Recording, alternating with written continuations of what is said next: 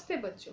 आज हम लोग एकांकी संचय का जो दूसरा पार्ट है बहू की विदा, उसका अगला भाग करेंगे। तो यहाँ तक की कहानी में हमने जाना कि प्रमोद जो है अपनी बहन को लेने के लिए, विदा करवाने के लिए उसके ससुराल जाता है, क्योंकि उसका पहला विवाह के बाद उसका पहला सावन है और पहले सावन में लड़कियां जो हैं अपनी मायके में जाकर अपनी सखी सहेलियों के साथ बहुत ही खुशी खुशी इस त्यौहार को मनाती हैं और वो जीवनलाल से अपनी बहन को ले जाने की अनुमति मांगते हैं। पर जीवनलाल जो है वो बहुत ही ज़्यादा नाराज़ हैं, रुष्ट हैं प्रमोद से और उसकी बहन से, क्योंकि उन्होंने उनकी जो मांग थी वो पूरी नहीं की और जिसकी वजह से उनके हृदय पे बहुत बड़ा चोट लगा है और उस चोट के घाव के रूप में उन्हें 5,000 रुपये उसे देने थे, क्योंकि प्रमोद ने उनकी दहेज की मांग पूरी नहीं की थी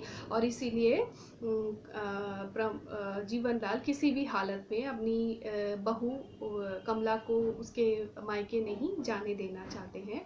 और इसी बात को लेके दोनों में काफ़ी देर तक कहासुनी होती रहती है। फिर प्रमोद जो है वो मान जाता है कि इस बार वो बिना बहन के को लिए वापस चला जाएगा और अगली बार जब वो आएगा तो वो पैसे लेकर ज़रूर आएगा। और जाते जाते वो कहता है कि वो कमला से बात करना चाहता है, तो जीवनलाल कहते हैं कि ठीक है, तुम कमला से बात करके जाओ। तो इसके बाद का भाग यहाँ से प्रमोद कमला से बातें करता है और कमला जो है वो सिसकियाँ भरती हुई कहती है, भैया भैया। फिर प्रमोद कहते हैं, घबराओ मत, मैं जल्दी ही फिर आऊँगा और उस बार विदा अवश्य होगी, क्योंकि मैं चोट का मरहम लेकर आऊँगा। चोट का मरहम मतलब वो जो दहेज का पैसा था 5,000 रुपये, उसे चोट के मरहम के रूप में शब्द के रूप में प्रयोग किया गया है।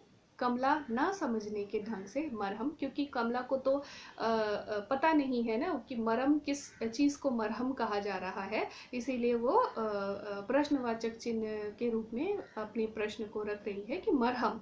तो प्रमोद कह रहा है, हाँ कमला, हमारे व्यवहार से बाबूजी के कलेजे में घाव हो गया है। घाव हो गया है यानी उनको चोट लगी है, उन्हें मरहम चाहिए। उस मरहम की कीमत 5,000 रुपये है, यानी उन्हें चोट की दवा चाहिए। मरहम यानी दवा, उन्हें दवा चाहिए और उस दवा की कीमत जो है वो 5,000 रुपये है। कमला चौंक कर भाई की ओर देखती है, क्योंकि कमला को बहुत अजीब लगता है कि उसे, हालांकि उसे पता था, लेकिन फिर भी उसकी अपने भाई की बात को सुनकर उसे बहुत ही अजीब लगता है, इसीलिए वो चौंक कर अपने भाई की तरफ देखती है। फिर प्रमोद कहता है, तुम चिंता ना करो कमला, मरहम का प्रबंध हो जाएगा।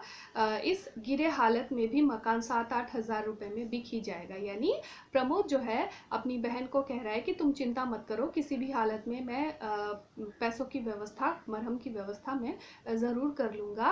अभी अवस्था ठीक नहीं है, ऐसी अवस्था में भी हमारे घर की कीमत 7-8 हज़ार रुपये मिल ही जाएगी, तो मैं तुम्हारे ससुराल की मांग को पूरा करके तुम्हें विदा करके अवश्य ले जाऊँगा। कमला व्याकुलता पूर्वक आग्रह से, यानी बहुत ही व्याकुल हो जाती है, उद्विग्न हो जाती है और आग्रह करती है, मेरी विदाई के लिए घर ना बेचना भैया, यानी मुझे विदा करने के लिए घर नहीं बेचना।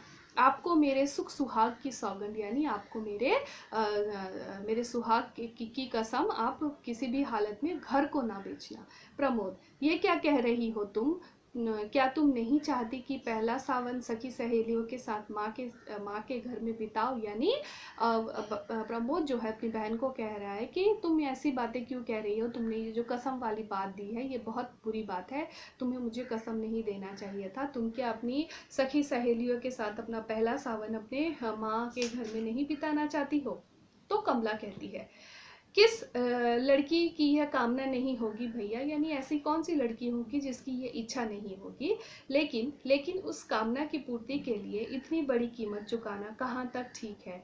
1-2 साल में बिमला का विवाह भी आपको करना है आवेश में आकर, यानी एक दो साल बाद आपको विमला का भी विवाह, उसकी जो छोटी बहन है उसका भी विवाह करना है। तो ये कैसी बात हो गई कि मेरे को ससुराल से ले जाने के लिए आप घर बेच देंगे, तो आप लोग रहेंगे कहाँ और अपनी बहन, एक और छोटी बहन है उसका विवाह कैसे करवाएंगे। प्रमोद बीच में ही, लेकिन तुम, यानी भाई जो है, भैया जो है वो कह रहे हैं कि लेकिन तुम, तो कमला कहती है मेरी चिंता आप ना करें, सच विदा ना होने से मुझे ज़रा भी दुख ना होगा, यानी मुझे विदाई नहीं, मेरी विदाई अगर नहीं होती है तो मुझे एकदम दुख नहीं होगा, आप मेरी चिंता ना करें। प्रमोद, कमला गौरी आ रही है, बहुत अच्छा स्वभाव है उसका, हर समय हंसती हंसाती ही रहती है। यानी गौरी जो है वो कमला की ननद है, रमेश की बहन है, रमेश जो है अपनी बहन को लेने गया है, इसीलिए कमला कहती है कि गौरी आ रही है, बहुत अच्छे स्वभाव की है, हमेशा हंसती हंसाती रहती है, उसके साथ रहकर मुझे सखी सहेलियों की कमी नहीं, बिल्कुल भी नहीं अखरेगा, यानी मैं यहीं पर अपना पहला सावन बिता लूँगी, क्योंकि मेरी ननद आ रही है, वो भी मेरी सखी की तरह ही है, आप विश्वास करें भैया, यानी आप विश्वास करें, उसके साथ मेरा समय बहुत अच्छी तरह से ही बीत जाएगा, इसीलिए मुझे मायके जाने की ज़रूरत नहीं है। तो प्रमोद कहता है लेकिन आज नहीं तो कल रुपए तो देना ही पड़ेगा कमला, यानी आज नहीं तो कल तो तुमको, तुम्हारे ससुराल में मुझे पैसे देने ही पड़ेंगे, कागज़ के टुकड़ों पर अपना स्नेह और प्यार बेचने वालों के बीच तुम इस तरह कब तक रह सकोगी, यानी जो लोग प्रेम को, स्नेह को, सम्मान को केवल पैसों में तोलते हैं, कागज़ के टुकड़ों में तोलते हैं, उनके बीच में तुम कैसे रहोगी, तुम्हें कष्ट तो अवश्य होगा, इसीलिए किसी हाल में मुझे पैसे तो इनको देने ही हैं। तो कमला कहती है धीरे धीरे सब ठीक हो जाएगी, यानी समय, हम लोग कहते हैं ना हर बात पे कि समय के साथ सब कुछ ठीक हो जाता है, समय के साथ सब भूल जाते हैं, तो इसीलिए कहा कि धीरे धीरे सब ठीक हो जाएगा भैया। माँ जी को ममता की मूर्ति है, यानी माँ जी जो है वो बहुत अच्छी, मेरी सास जो है वो एकदम माँ की तरह है, ममता की मूर्ति है। बाबूजी जरा जिद्दी स्वभाव के हैं, यानी मेरे ससुर जी जो है वो थोड़े से जिद्दी हैं, समय के साथ वे भी सब भूल जाएंगे, यानी समय बीतते बीतते वे सब कुछ भूल जाएंगे। प्रमोद, मुझे तो ऐसा नहीं लगता, यानी प्रमोद के साथ जो बातें हुई थी जीवन लाल की, उन बातों से उन्हें समझ में आ गया था कि वो व्यक्ति कितने क्रूर टाइप तरह के हैं, इसीलिए कह रहे हैं कि मुझे तो ऐसा नहीं लगता, सब एक ही धातु के बने हैं, यानी तुम्हारी सास ससुर सब जो हैं वो सब एक धातु के ही बने हुए हैं, या एक ही चीज, एक ही जैसे हैं।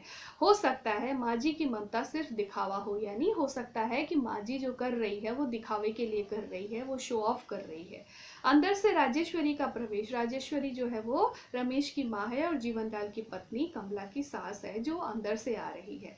रंग गोरा है, स्वस्थ शरीर, सफेद साड़ी और ब्लाउज पहने हुए है, यानी थोड़ी सी उम्रदार है, इसीलिए उसने सफेद साड़ी और ब्लाउज पहना हुआ है और रंग उनका गोरा है। राजेश्वरी, कैसा दिखावा भैया, यानी वो अंदर से आ रही थी, भाई बहनों की बातें उसको थोड़ी सी सुनाई थी, इसीलिए उसने कहा कि कैसा दिखावा। प्रमोद चौंक पड़ा, कमला और प्रमोद उठने का उपक्रम करते हैं, यानी दोनों मिलकर उठने की कोशिश करते हैं। राजेश्वरी दूसरे कॉच पर बैठती हुई, बैठे रहो तुम लोग हंसकर, क्या बातें तो हो रही है भाई बहन में, यानी दोनों भाई बहनों के बीच में क्या बातें हो रही है वो पूछती है। तो प्रमोद कहता है बस कुशल क्षेम पूछ रहा था, यानी कुशल मंगल पूछ रहा था। राजेश्वरी, हाँ विदा के लिए क्या कहा उन्होंने, यानी मेरे पति ने विदा के लिए, विदाई करने के लिए क्या कहा। प्रमोद मौन रहता है, यानी वो चुप रहता है। कमला दृष्टि नीचे कर लेती है, यानी उनके पास कोई शब्द नहीं थे, क्योंकि असल में बात यह थी कि ये जीवनलाल ने तो ले जाने से मना कर दिया था, इसीलिए अब दोनों के पास कहने के लिए कुछ नहीं था, इसीलिए उन्होंने कहा, वो कुछ नहीं बोले, दोनों ही चुप रहे। राजेश्वरी समझ गई, अपनी जिद के आगे वे किसी को की सुनते ही नहीं है, यानी राजेश्वरी समझ गई थी अपने पति के स्वभाव को वो बहुत अच्छी तरह से जानती थी, इसीलिए कहती है कि समझ गई, जब तुम्हारी चिट्ठी आई थी तभी मना कर दे रहे थे, यानी जब तुमने चिट्ठी भेजा था, प्रमोद को कहती है कि तुम बहन को ले जाने के लिए जब तुमने चिट्ठी डाली थी, वो चिट्ठी इनको जब मिली थी तभी उन्होंने मना कर दिया था, तभी उन्होंने कह दिया था कि मैं कमला की विदाई नहीं करूँगा। मैं तो समझाते समझाते हार गई। क्या कहा उन्होंने, यानी अब वो जानना चाहती है कि उन्होंने क्या कहा। प्रमोद अब भी मौन, यानी प्रमोद जो है अपनी बहन की सास के सामने उसके ससुर के विषय में कुछ नहीं कहना चाहता था, इसीलिए वो चुप रहा। राजेश्वरी, मुझसे शर्म कैसी, मेरे लिए जैसे रमेश वैसे तुम, बोलो कितना रुपया चाहते हैं वे। यानी राजेश्वरी जो है वो जानना चाहती है कि जीवन लाल ने उससे कितने पैसे मांगे, तो इसीलिए वो ये कहती है कि तुम मेरे से क्यों शर्मा रहे हो, मेरे लिए जैसे तुम हो वैसे ही मेरा अपना बेटा, तो उन्होंने कितने पैसे मांगे, ऐसा उन्होंने पूछा। तो प्रमोद कहता है जी जी, रुपए की कोई बात नहीं हुई, वे तो, यानी वो अपनी बात को छुपाने के लिए कहते हैं कि रुपए की कोई बात नहीं हुई है, वे तो कह के अपनी बात को वो बीच में रोक देते हैं। तो राजेश्वरी कहती है बीच में ही, हाँ माँ से झूठ बोलते हो, मैं उन्हें अच्छी तरह जानती हूँ, इंसान से ज्यादा प्यारा उन्हें पैसा है। यानी तब वो राजेश्वरी जो है वो कहती है कि मुझे अपने पति के विषय में बहुत अच्छी तरह से पता है, तुम झूठ मत बोलो, उनके लिए पैसा ही सबसे बड़ी चीज़ है, इंसान का प्यार उनके लिए कोई चीज़ कोई मायने नहीं रखता है। तो आज का पाठ यहीं तक, अपना ध्यान रखना, ठीक से रहना, धन्यवाद।